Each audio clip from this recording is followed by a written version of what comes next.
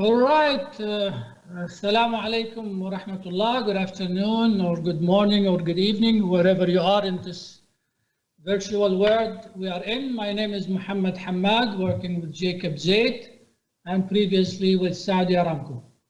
First of all, you may be surprised, why am I wearing a mask? I put it on as a reminder that we are still in the pandemic world, and we all still have to keep the mask when needed and keep our social distance. It's not over yet. So welcome to our exciting panel on EPC engineering firms' journey to the digitalization world. Where are we today? Digitization, ladies and gentlemen, is basically transforming from the two-dimension and the old way of doing engineering into digital platform where the data is more accurate. It's easier to integrate through different databases and different offices all over the world, different engineering or EPC. And we have already started this journey a few years back. In my old times, we all drafted, and slowly we moved into online CADing drawings and electronic comments on the CAD drawings. A few years back, we moved to the three-dimensional and now four-dimensional platforms, 3D, 4D, and recently augmented reality and virtual reality. So we've come a long way. However, we still have a much longer way to go in this journey, especially when we compare our industry, the engineering and the EPC world, with other industries that made much more significant improvements in the automation and IR 4.0, such as the IT, communication, and entertainment business. You can make a whole movie now electronically. So this panel today is going to talk about this journey. Where are we today, and how can we accelerate our journey so we can meet the challenges that we are facing today, compounded by the pandemic, who limits our mobility and our capacity to put resources on the side. And I have the pleasure and honor to introduce to you three distinguished speakers. First one will be Mr. Akira Kondo, Senior Vice President from JGC, who represents the construction communities, who are under all the pressure, correct, Mr. Kondo? The client says, I want my project delivered faster, quicker, cheaper. Well, listening to the panel a few minutes ago was very, very exciting for me. Thank you. And the second, right, Mr. Akira, welcome to the panel. The second speaker, we have Mr. Robin Speculand. He is the strategy and digital implementation specialist in Digital Implementation Institute itself. So we have a strategist to help us thinking, and our last but not least speaker is Mr. Adolfo Allegro, Vice President for Miracad. How are you doing, Adolfo? So we're bringing also a technology and a service provider, try to complement the whole picture together. Before I start the first speaker, Mr. Akira, we want to let you know that we're going to be stopping after each speaker to take questions, so please get ready.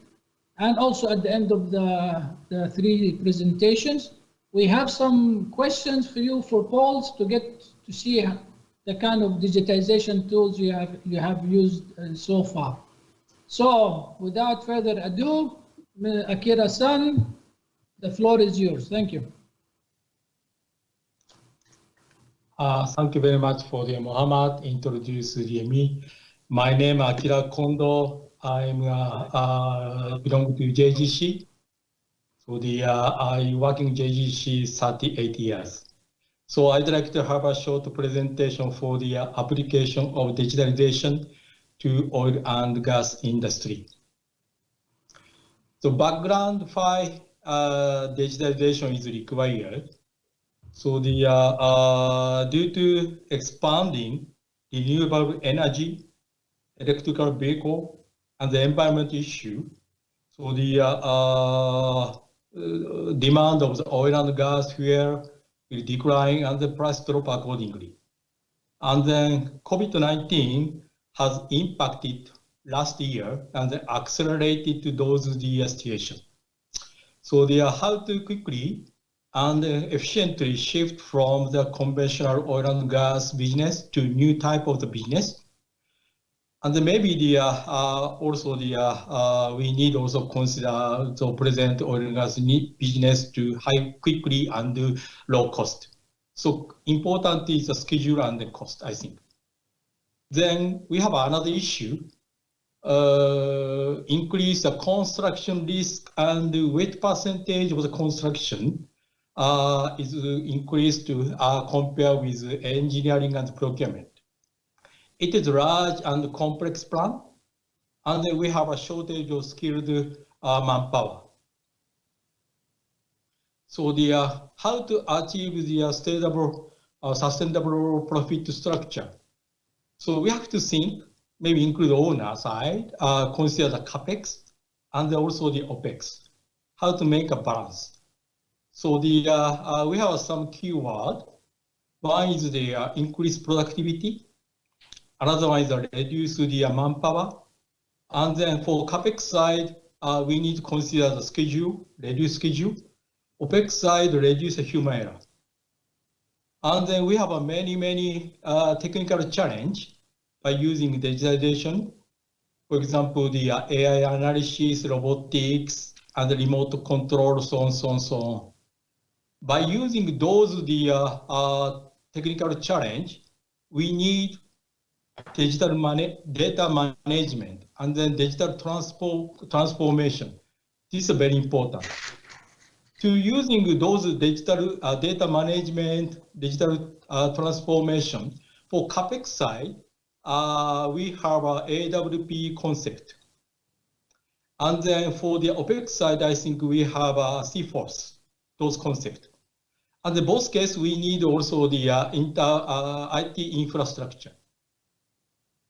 But those digitalization will not build one day.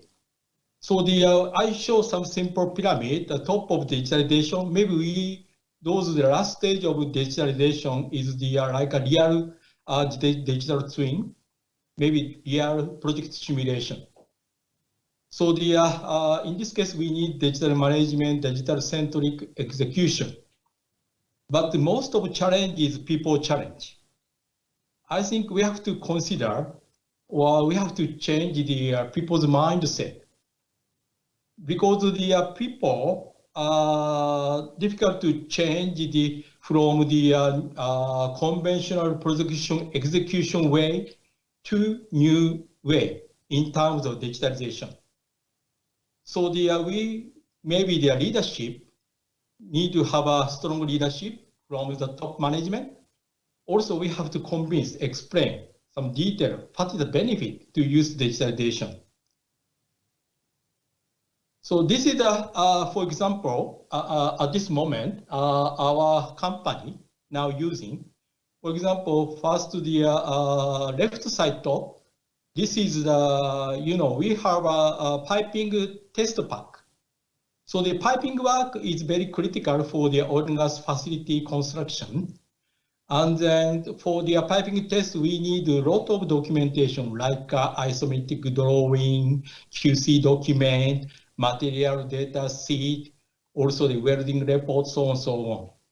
So we suffer those documentation changing. Now we use the tablet and all such data digitalized, and then line check and testing, we can use just only the tablet.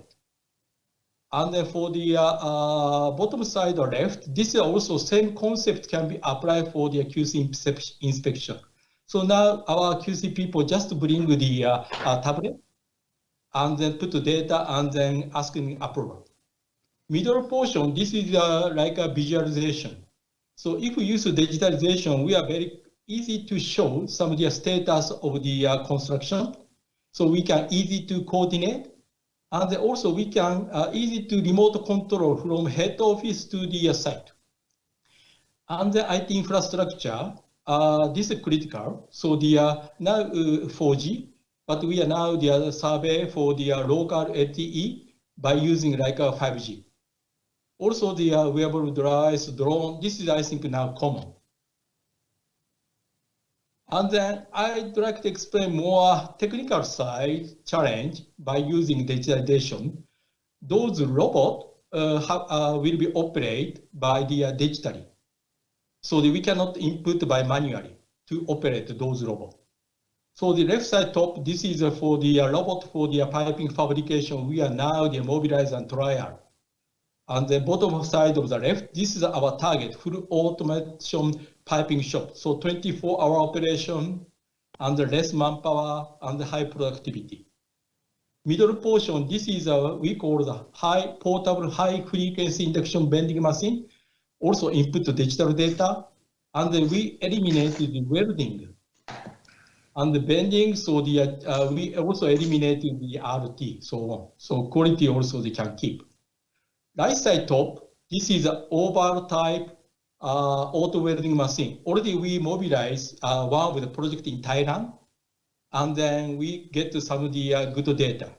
So we'd like to expand those the technique, reduce the skilled manpower. And then bottom is this oval type, also the digital RT.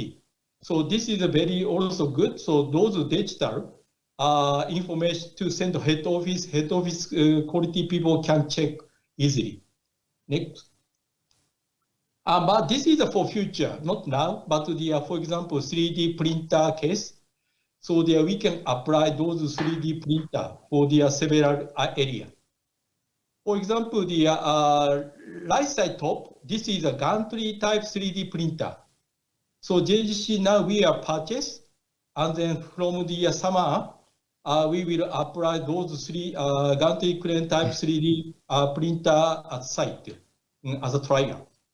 Okay, next. So the this is the last slide, but I'd like to explain. So those digitalization are required to cooperate all party. So the because the maybe each party need to develop each other, but we have to make an interface. And then maybe we're finished with the time, so if you can wrap it up, please. Okay. Sorry Okay. to interrupt. Yeah. So anyway, those digitalization we need to practice, and then maybe we need to try and error. So everybody want to maybe trial and then no give up, and then maybe we can get some success result. Thank you very much. Kundo-san, thank you very much. And I really second what you were saying, that changing the people mindset is our biggest challenge. They need new skills. Automation is not easy, especially for middle-aged generation. Most of our PMs are 40 and 50 plus. But I agree with you that automation in the field can help a lot. And instead of documents and files to be managed from one office to the other, everything is digital. I send you a file and you can see everything you need. Okay, so we'll open questions. Do we have a question for Mr. Kondo at the moment? If not, we did send a question to the audience about, the question was, does your company have a digitization strategy? And I'm happy to say that 65% of the responses were saying yes. To me, that's a positive sign. At least they have a strategy and hopefully a roadmap to support that. Yeah, we okay, have then I guess we are. Go ahead, Mr. Kondo. Sorry. So we have a roadmap for the we call the IT Grand Plan, and then if you access to the JGC homepage, so you can see our roadmap.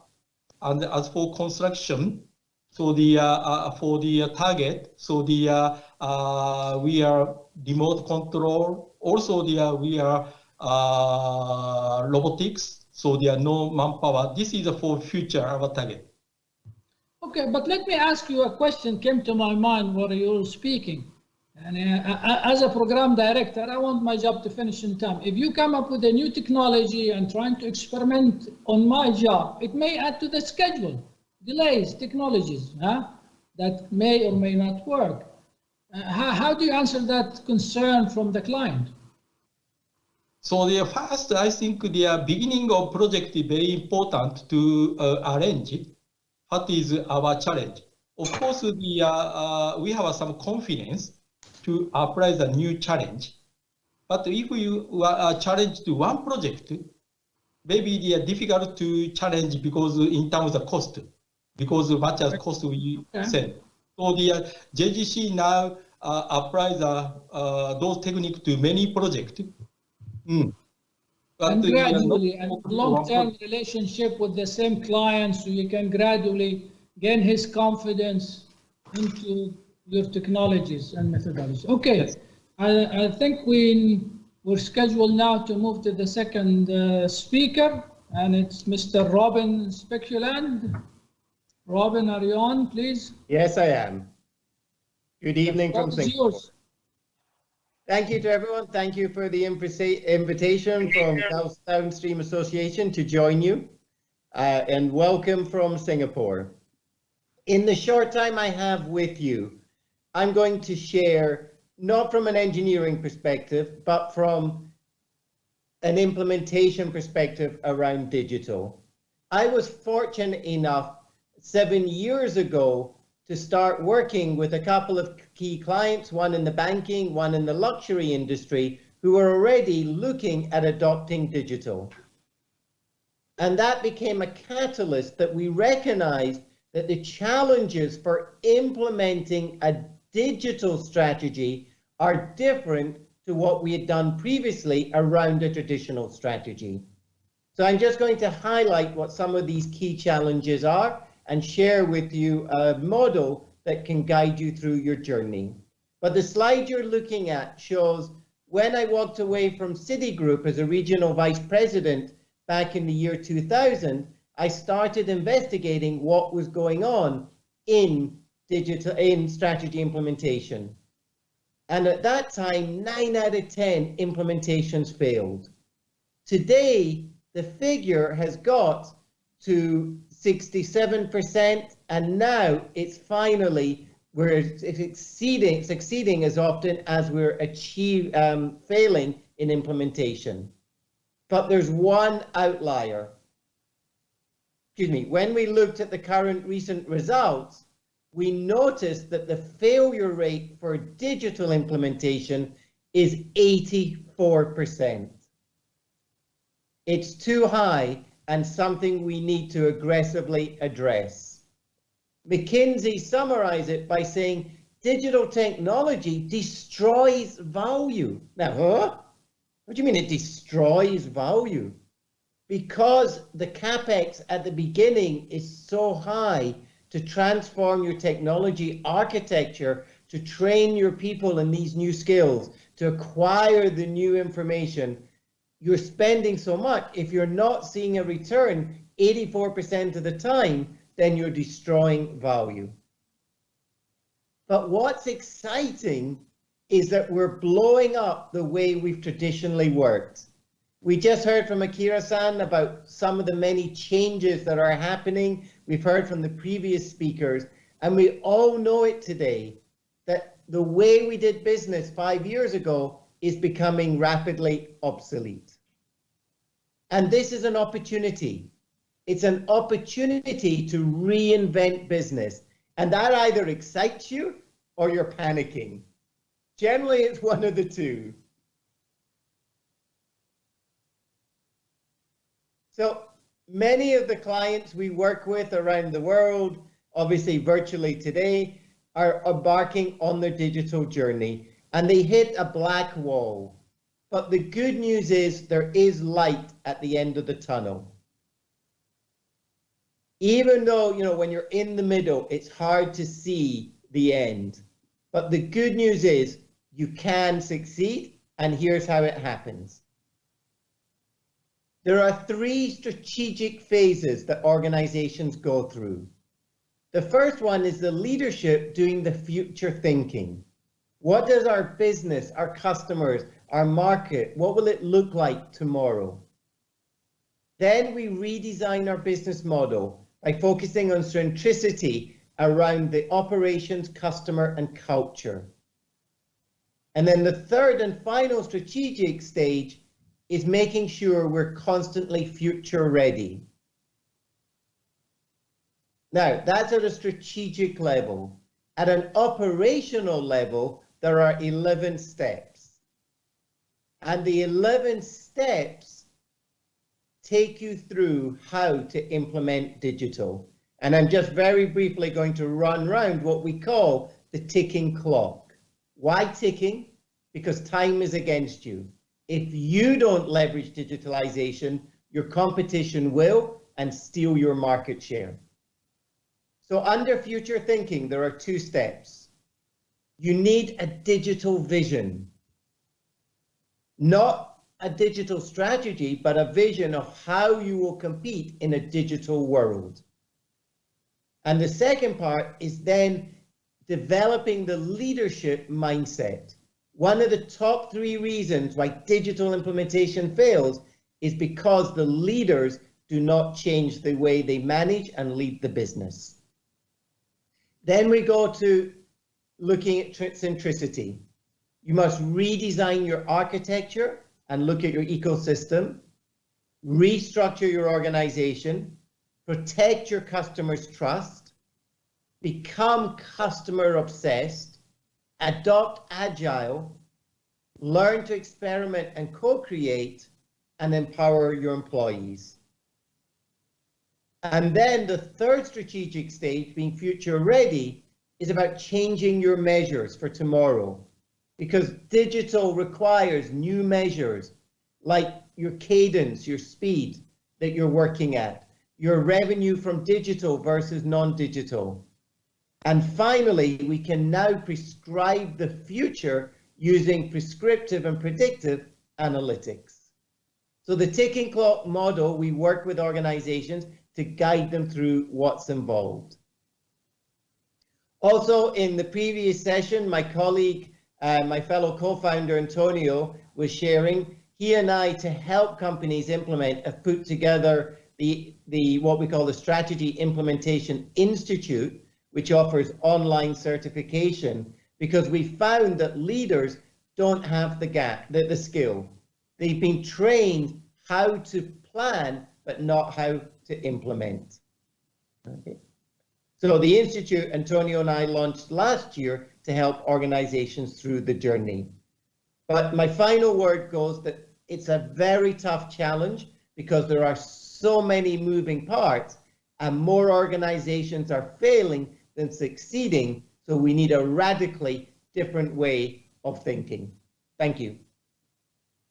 Thank you, Robin, for an excellent presentation, and especially taking it at the strategy level, the 3 transition area you may refer to.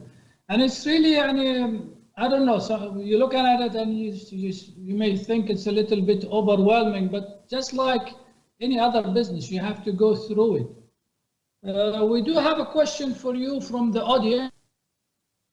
Being a threat for the manpower, people saying, well, now the robots and digitization means less resources on the job and I have to be kicked out. So the engineering guy, the PM, will resist the change. He's not going to support it. So what is your answer? I've been asked that question on many a digital panel, and it resulted in me studying the top 10 transformations as published by Harvard 2 years ago. And I discovered that the top 10 digital transformation actually increased their people by 864%. So the answer is you will lose your job if you do not make yourself relevant in the new world. but we are creating new jobs and new opportunities. And you look at the leading companies in the world, they're growing in market share, they're growing in business, and as a result are hiring more people, not reducing. Correct. They are able to do more engineering work and bring in more clients, so they still need more people and recruit. It's really just the human nature of resisting the change here. We have results for the second poll. We asked, the question was, have you applied new digitization technology, not 3D, because to me, 3D is an old one, halas, right? 3D is a history. We should be looking beyond 3D. The answer was new technologies, yes. 54% said yes, they have applied new technologies, perhaps for four-dimensional, and now AR and VR coming in. That's all of this. So any final thoughts from you, Robin, because we're concluding this part and moving into Adolfo? Yep, final thoughts are, keep in mind, I mentioned in my presentation that one of the reasons digital implementation fails is because the leaders don't change. The other two, the top three reasons, are the challenge of changing the culture and recognizing that it's not about tweaking your business, but it's a whole business model transformation. So in other words, don't underestimate the challenge ahead of you, because many companies have, and that's why they failed. And they have to assign the right resources. And I know that GDA companies are assigning at a VP level, like Aramco, VP for digitization. So it does show you they are realizing this, not just for the sake of CapEx and projects, but also for OpEx side as well. Thank you, Robin, for an excellent presentation. We now move to our third speaker, Adolfo. Are you on? I believe so. Thank you, Mohammed. Can you hear me? Yes, the floor is yours, my friend. Excellent. Well, thank you everybody for having me join this wonderful presentation. As Mohammed has mentioned, my name is Adolfo Allegro. I'm the VP of Business Development for Miracad in Western Canada. A very good morning from the west side of the world. Miracad, just as a quick summary, is a reality capture, digitalization and visualization company that's been operating in upstream, downstream and petrochemical in North America. I wanted to quickly start my presentation with this visual that emphasizes the topic of the presentation on how we can use reality capture and visualization for specifically supporting brownfield engineering projects. Looks a little blurry on the screen there, so I hope that the audience can see some of the text. But to summarize, the blue line, would represent an ideal project without contingencies applied that we develop for any traditional project. The gray line that you see is that same ideal project model with contingencies applied at various stages of the project life cycle, as are traditionally expected in brownfield scenarios. What we see, unfortunately, more often than not, is the yellow line, where you have actual realized costs inflated due to project unknowns that are kind of created throughout the project life cycle and that accumulate to result in fairly large project overruns, on most brownfield applications. The orange line, is a execution or spend trajectory with expected incremental spend for digitization inserted at each of the stages of the execution of that said project, eliminating the unknowns at all of the different key intervals. Where we see the upside and the value by introducing digitization is really in a few very expected categories. Reduction in field visits all the way throughout the project by providing like a visual reference to your project team, reduced rework and field fit due to capturing accurate dimensional data on the front end of the project, which then feeds into the design and increases the overall accuracy of our project models. Cost reductions in progress monitoring if we're integrating laser scanning throughout the construction phase of large projects, and then reduced as-building costs if we're incorporating and thinking about reality capture as an as-building exercise at the end of each of these large projects. So to summarize, areas where we can incorporate laser scanning and reality capture effectively within project execution, and to sort of speak to a little bit about what Robin mentioned in his talk about, how to be detailed on how we use this information. In the feed stage, we're capturing an overall site that is going to facilitate the concept generation. During the detailed design phase, we get specific on additional digital capture that's required, post concept generation leading towards IFC. We recommend having a digital strategy, digital plan for each project that's uniquely customized for the project. Let's identify critical assets that may create rework and fitment issues. Plan to scan them at fabrication yards, pre-hydro test, compare them against the design model to ensure that we don't have any surprises come the construction phase, and then strategically capture the condition of your site throughout that construction phase for keeping your project team abreast of construction and nuances in the field. So we see that we can integrate this throughout the entirety of the life cycle of the project to extract value at all of these different phases. So now that we've very quickly highlighted the value in all of these different adoption techniques, I just wanted to reiterate kind of the old adage that garbage in equals garbage out. And so if you're planning on integrating digital into your execution strategy, just a few things to be aware of.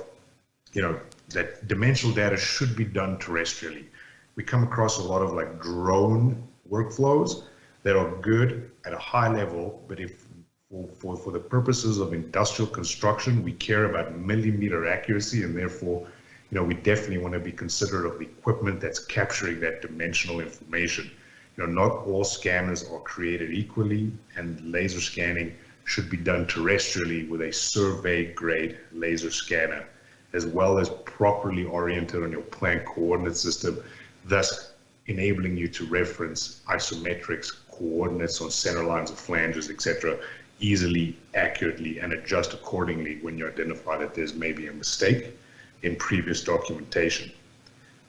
Additionally, we are finding that by adding or capturing, high quality HDR photography from each scan location, we're now complementing that dimensional capture with visual aids, which essentially are eliminating, the need for field walkdowns and a huge volume of RFIs are being negated by giving users a visual perspective, from the site. So do be cognizant of whether or not your providers are capturing HDR photography, and if so, what is the quality of that said photography, because it's going to aid to your project execution significantly.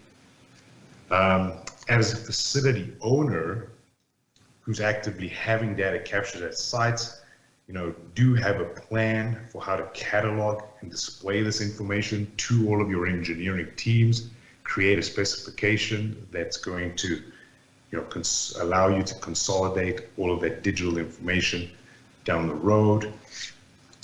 And then lastly, I see I'm almost running out of time here.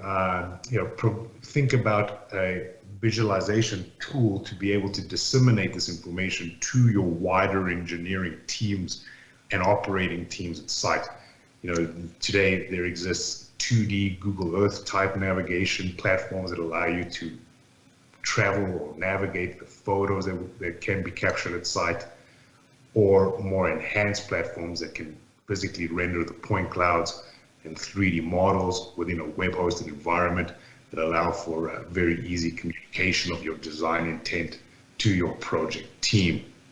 And then finally, just to wrap up, I wanted to speak to some very positive indicators that we've seen by applying these workflows. That outside of project engineering, we've had very good intake of this information within the inspection reliability groups of plants, turnaround planning using these rich visuals for coordination of turnaround activities, reducing the overall turnaround downtime required, reducing contingencies and rework during construction. These checks are eliminating a lot of field fit concerns that have arisen in historic projects, and from a safety concern, by reducing the number of field visits required, we significantly reduce the hours on site with contractors that are not familiar with that facility, and so we've seen a big positive impact on the safety during the execution of these projects. So I will leave it there. Thank you very much for the time, Mohammed. Appreciate the audience. Adolfo, thank you so much. And one thing come to my mind when I saw your technology in the service. I wish you were there around when I was doing fit-up projects, renovation jobs 10 and 15 years ago. It was much more difficult, because you're working off 2D or 3D at the best. And fitting a valve or a spool or a flange you have to just go and measure it again and again. It's not easy. So we have a question from the audience. I think we're almost finished the 3 presentation. So I have a question for you, Adolfo, on the cybersecurity. I mean, you talk about 360 cloud and storing sensitive facilities for clients on clouds, and well, how can they ensure that their security concerns are addressed? Cybersecurity is a big issue. I don't want to go and talk about ISIS and stuff like that, but just you understand there are real concerns in the ground. Please. Absolutely, and thank you for bringing that up. And it's we get that question quite often, and I think that it's maybe a little bit of a misnomer, around the risks of cloud storage. They've significantly improved the security protocols, in the last few years, and so I think that it's a good discussion to have with a end user's IT team to understand the scope of security when we're storing data online, the risks associated to that information, and then applying the right security protocols, to the risk. So, for example, I urge, users that are asking these security questions to sort of investigate SOC 2 compliancy around cloud storage solutions, because I think it'll answer a lot of those questions for the facility owner, the data owner, that it'll put their minds at ease that there's a lot of protocol in place to protect their information. What about putting dedicated servers, even in the country itself or in the region, something the client may feel more secure about it? That could be another way of doing this? Very, very much so. I think that what you sacrifice by going to a locally supported product versus a cloud supported product is that you get into a little bit more of a delay in when you're pushing updates, when you're pushing improvements. You have to have a staged rollout for said updates, a licensing agreement that has user seats, and you're kind of stepping backwards into like a more traditional software as a service model versus a forward thinking cloud model that's organically growing, organically updating, and does not inhibit the amount of users that are using the platform.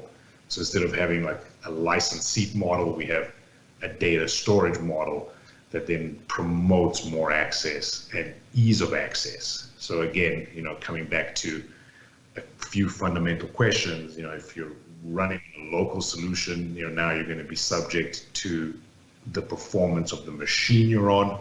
Can it handle the rendering of information? Yeah, of course. You go cloud-based, you can configure those servers to do all the heavy lifting, and you have a lot better access capabilities. So that would be my answer there. Okay, great. Thank you, Adolfo. I guess now we're opening the floors for all the three speakers. If we can bring them on and start taking questions at the end. I have a question for Robin, I think. It's question, implementing a new technology might affect the business as usual. How can you manage that? We talked about people pushing back on changes. Okay. How can you do that? There is no business as usual. BAU is a thing of the past. We all know that organizations are changing faster than any other time before, and yet this is the slowest that they will ever change. So today there is no, as soon as you think you found a success model, it's already going to be challenged. We know the life cycle of organizations is getting shorter and shorter. The strategic landscape is moving quicker and quicker. And the current stage that we're in of the digital revolution, there is no BAU anymore. We're living in a state of constant change. Absolutely, and I think if I can add here that the pandemic forced us to change. I mean, we're all sitting in big engineering offices or companies, and within overnight, we had to move to our offices, homes, and work from the laptop. And guess what? The work did not stop. The work did not stop. So I guess sometimes you need to force it. Yeah, I mean, every cloud is a silver lining, and the silver lining that's coming out of the last 12, 18 months is we all know that we've been forced to adopt digital. You think of other industries, like banks or insurance, you can't go to a branch, or you can't have a sales agent come to your home. In engineering, it's the same thing. You're working from home. We've got to communicate through Teams. We've got to design different ways. It's accelerated the adoption, which is the good news. Correct. Okay, so we have started receiving questions or data as well. We asked the audience on if they started using 4D, which is adding the fourth dimension, the time, into the design, and the results is only 12%. 88% of the audience have not started using the fourth dimension. Would, support the case of the long journey we have to. What do you think, gentlemen? I'm opening the floor to Akira-san. You want to comment on that? Yeah, actually, as I say, we have a AWP work package. For the construction, we prepare the IWP installation work package. Also, yes. We input the schedule function, and then we focus the future, and then feedback to engineering procurement. What is the schedule, delivery date of the document, and then also material. So actually our company already used those the 4D, and then focus for the future, and then back to the engineering, also the procurement, those the feedback for the data. So this I think pretty difficult. But if we apply, so maybe good function. Exactly, and really AWP or Advanced Work Package is the solution. So you can really synchronize the design for this part of the plant with the material for this part and the building, construction. Small packaging, and instead of everything together. One more question from the audience, and I think it's it seems like for Adolfo. How can you capture data if the plant has several layers of piping and valves and there is no clear line of sight? So we do institute some in-field capture techniques. So, using sky lifts, some small crane assemblies to be able to do that. We're continuously developing tools for trying to stabilize the scanner at elevation. You'd also be amazed at the rangeability on some scanners. So, coming back to my comment about not all scanners are created equally, do look into the specifications of your device. So something like the Leica P40 that we use has plus minus 3 millimeter accuracy 100 meters out from the scanner. So, we will strategically capture elevated platforms, elevated pipe racks from surrounding building tops, platforms, from towers in different units. So, there's a will, there's a way. And then lastly, I did allude to drone capture. If we can correct for the inaccuracies of drone using terrestrial point clouds as the geodetic reference, we get a much improved point cloud generated from drone photogrammetry, but it's a hybrid of using a terrestrial scanner that sets your site survey control with a drone that then captures your elevation. So there's a so you use drones as well, huh? We do, yeah. But again, use the terrestrial technology to establish your control on the ground.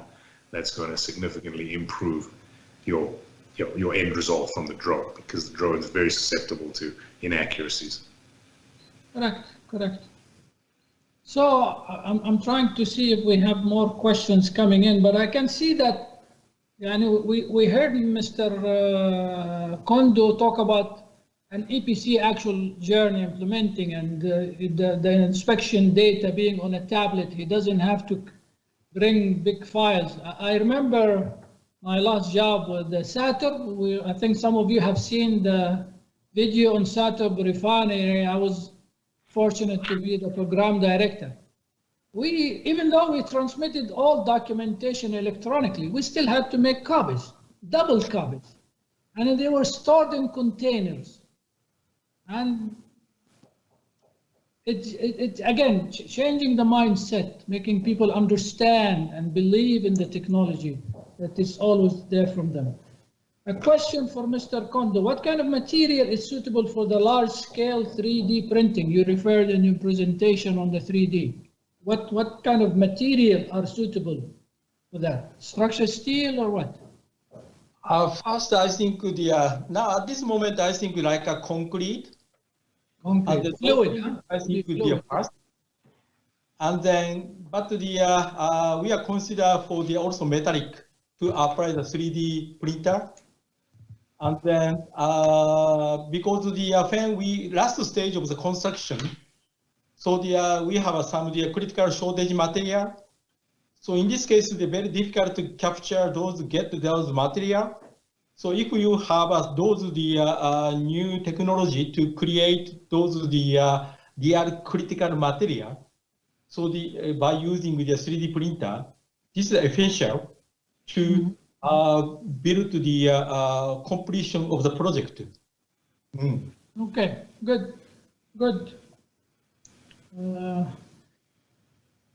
Being a program director myself, I keep worrying about schedule. That's the nature. So I want to open the floor to the three of you. Maybe the solution is we cannot implement a lot of new technology in a project that has a schedule and a fixed budget and already existing resources. Maybe you want to experiment. Maybe you want to prototype a project where we can implement some of the newest technologies and bring in the brightest mind. And the project is not driven only by schedule. Yes, we want to maintain schedule and cost, but also a KPI for how much technology innovation are you implementing there? What are you adding to or doing different from the previous projects? The floor is yours, Mr. Maybe Robin, you want to comment on that? Sure, with pleasure. Thank you. So I would actually turn your question around and say, can you afford not to be adopting new technology? So even though you have a project timeline, you've got project scope, project dates, and a project budget, the cost of not adopting the new way of working is going to be more expensive in the long run than sticking to your short-term goals. In terms of experimentation, you're 100% correct. You cannot succeed today, you cannot innovate without experimentation. But the challenge we have is to experiment means you'll fail. And do you have a culture that supports people to fail? And in many of our companies, the answer is no. So we've evolved now where you need to create what we call a psychological safety, where people will put up their hand and say, I don't know how to do this. I don't know how to use the new technology. I don't know how to do things different. And they feel comfortable in doing it. So yes, we have to experiment. And the question I would say is, can you afford not to be using whatever is the latest technology for your business and industry? Agree. Our beautiful organizer, Camille, keeping telling me to wrap it up, so I'm going to have to wrap it up. Gentlemen, thank you, Robin. Thank you, Adolfo. Thank you, Akira, for your wonderful contribution and knowledge you shared with us here. Thank all the gentlemen, ladies and gentlemen, for being with us on the GDA Virtual Journey Conference. And have a good day, everyone.